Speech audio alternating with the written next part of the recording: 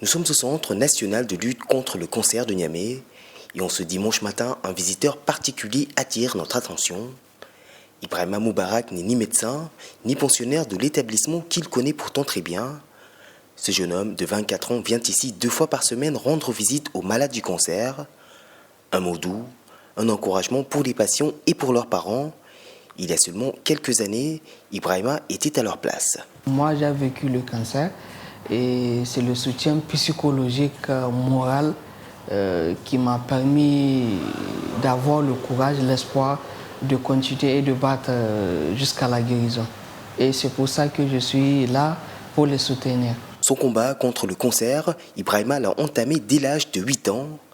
Atteint d'une leucémie puis hospitalisé au Maroc, il a passé 10 ans de sa vie entre les cliniques Tour Hassan et Al-Azhar de Rabat. Une enfance pas comme les autres, mais une épreuve remportée grâce au soutien psychologique dont il aurait bénéficié. J'avais tout le soutien des 2 cliniques et même mes anniversaires étaient fêtés dans la clinique, donc j'ai passé vraiment une enfance au sein d'une clinique. Mais quand même, j'ai maintenu les caps, j'ai eu de l'espoir et actuellement je suis définitivement guéri. Une histoire qui, au-delà de la tristesse, donne surtout de l'espoir en ces lieux. Ici, les visites du jeune homme constituent une bouffée d'oxygène pour les malades, mais aussi pour leurs parents. Ce jeune homme est la preuve vivante que l'on peut vaincre le cancer.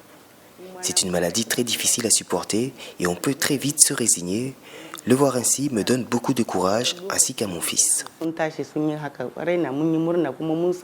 Cela fait maintenant 3 ans qu'Ibrahima Moubarak ne suit plus aucun traitement.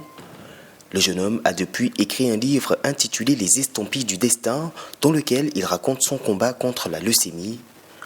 Un combat qui compte encore poursuivre, cette fois en tant qu'ambassadeur de la lutte contre le cancer au Niger.